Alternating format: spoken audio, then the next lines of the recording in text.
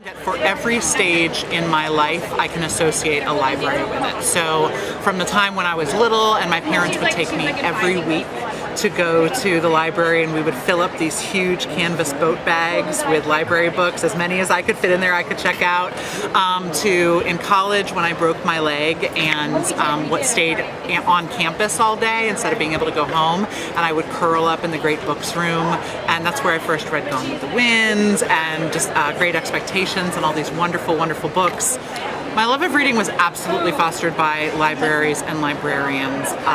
Certainly librarians who read aloud when I would go to story times, and librarians who would hand me books. So there were librarians who handed me Edward Eger and E. Nesbit and Laura Ingalls Wilder, and just made this huge difference in my life because of the books they gave me. Dottie Kraft, who was my elementary school librarian, who read The Snark Out Boys and the Avocado of Death out loud to my 5th grade class by Daniel Pinkwater, great book.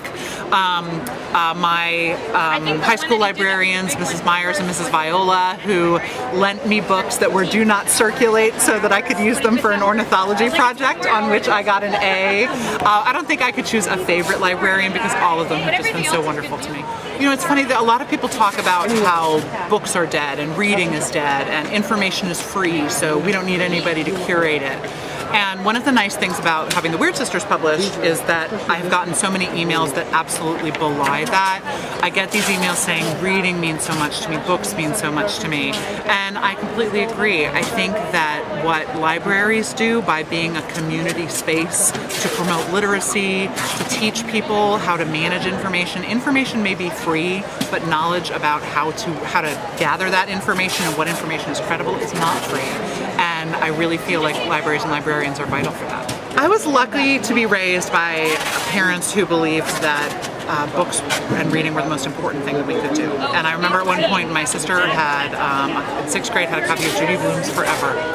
And the principal at the school took it away from her and called my parents, and my parents came in and they said, you know, it's our decision, you know, to what our child is going to read. And I think that not only is it a family decision as to what a child is going to read or what anybody's going to read, but I think that it's a responsibility, and that, you know, we need to be involved in what our families are doing and what they're reading, and to be having conversations about it. What better thing is there to do than to have a conversation about a book, controversial or not? And that's really how I'd like to see things. Oh my goodness, the library was vital when I was researching the Weird Sisters, because there were so many topics I had to research. I had to research Shakespeare, I had to research birth order, I had to research communication, I had to research libraries, and so there were all these things that I needed to know, and I needed people to help me find the resources, especially if they weren't owned by the library, to do interlibrary loan, and librarians were just hugely, hugely valuable in that. So I use the library all the time for pleasure and for research, and I'm so thankful to the librarians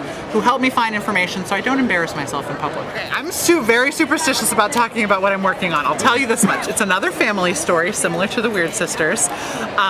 And this one is a little bit more about love and marriage and divorce, but I like books about people. I think people are fascinating, and so I hope I always write about people who get lost and then find their way again.